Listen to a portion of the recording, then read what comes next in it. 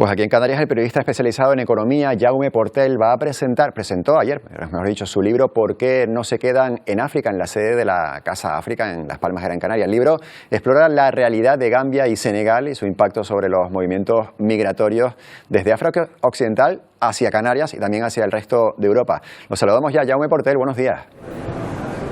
Buenos días, gracias por invitarme. Gracias a usted por atendernos. Senegal y Gambia, que son países de origen de decenas de miles de personas que viven entre nosotros en España, eso por una parte, pero miles de migrantes que huyen de sus países por tener unas condiciones económicas complicadas, ¿verdad? Así es, como dice el escritor argentino Martín Caparrós, el futuro es el lujo de los que se alimentan, y en Senegal y en Gambia ha subido considerablemente el precio de los alimentos. Había un equilibrio ya muy frágil, pero tras la pandemia este equilibrio se ha roto completamente y se ha agravado todavía más por la guerra en Ucrania. Y para poneros unos ejemplos, ha subido el precio de alimentos básicos hasta el 66% desde 2020, y evidentemente pues los salarios en Senegal no han subido un 66% en estos años, con lo cual lo que tienes es que con esta subida de precios de alimentos en otros países del continente como Burkina Faso o como en Níger, esto se ha traducido en golpes de Estado. Si en Senegal no ha habido golpe de Estado es porque el ejército está mejor cuidado y porque hay muchos migrantes que mandan remesas a sus familiares para que puedan sobrevivir tanto en Senegal como en Gambia, con lo cual este ejemplo lo que genera es que muchos senegaleses y muchos gambianos digan la mejor opción para sobrevivir es poder ir a Europa, ganar un sueldo de 1.200, 1.300 euros, que es muy superior a lo que podrían ganar en cualquier empleo en Senegal o en Gambia, y mandar dinero a sus familiares. Hablamos de la situación política en Senegal, golpe de Estado de momento no, pero sí que hay cierta inestabilidad, lo hemos visto en estos últimos meses. ¿Tiene influencia también esa inestabilidad en la salida de los migrantes? Evidentemente, hay unas elecciones en febrero, el principal candidato de la oposición está siendo perseguido desde hace un par de años, ha sido condenado, ha sido perseguido con diferentes cargos, ha entrado en la cárcel, ha estado en el hospital, ha estado en huelga de hambre, ha estado en coma, su partido ha sido ilegalizado. Evidentemente este era el candidato que para muchos jóvenes senegaleses representaba la esperanza de un cambio que tenían.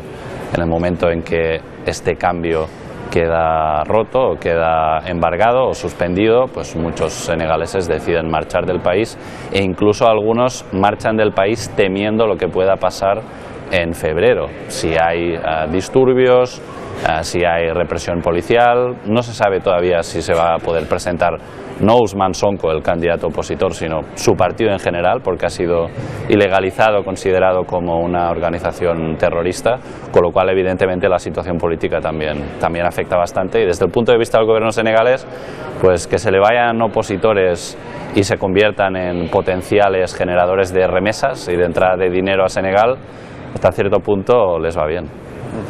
Aquí en Canarias en particular, en Europa en general, seguimos teniendo muchos prejuicios aún que derribar. En ese momento en el que, por ejemplo, pues nos podemos cruzar, como ocurre, usted la puede haber pasado en Las Palmas de Gran Canaria, en diferentes ciudades ahora mismo de Canarias ocurre, que te cruzas con grupos de personas migrantes que que han llegado en las últimas semanas de forma en esos cayucos, nos cruzamos por la calle. Sigue habiendo prejuicios a la hora de enfrentarnos a estas personas. ¿Tenemos muchas puertas todavía que derribar en ese asunto? Sí, para mí en este debate lo más importante es empezar a cambiar las preguntas, porque siempre obtenemos las mismas respuestas, porque siempre hacemos las mismas preguntas, ¿no? Y creo que una pregunta importante que Senegal y Gambia nos ayudan a plantear, dado que son nuestros vecinos, es ¿qué haría Europa sin África?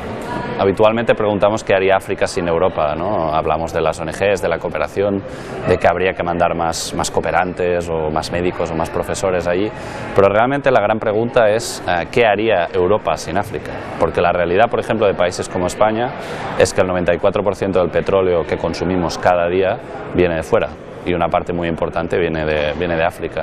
Pero son realidades que las damos ya por descontadas y no conocemos el origen de todos estos productos que consumimos, que en muchas ocasiones son materias primas procesadas procedentes de África.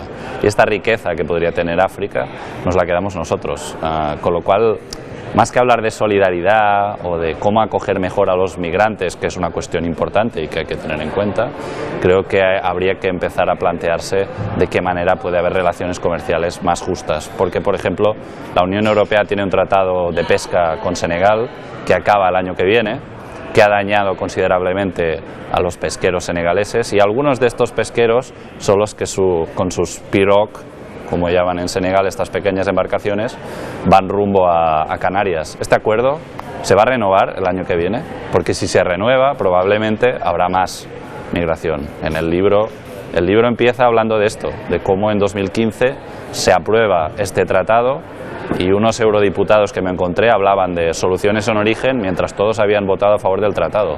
Y la consecuencia del tratado es la que estamos viendo en Canarias estos días. Cada vez llegan más senegaleses, más gambianos, dos países ricos en pescado, pero que cada vez comen menos pescado porque ha subido de precio, porque este pescado se ha ido al extranjero. Se va a otros lugares. ¿Por qué no se quedan en África? Es el título de ese libro. Su escritor ha estado esta mañana con nosotros. Gracias por habernos atendido. Gracias a ustedes por invitarme. Un abrazo.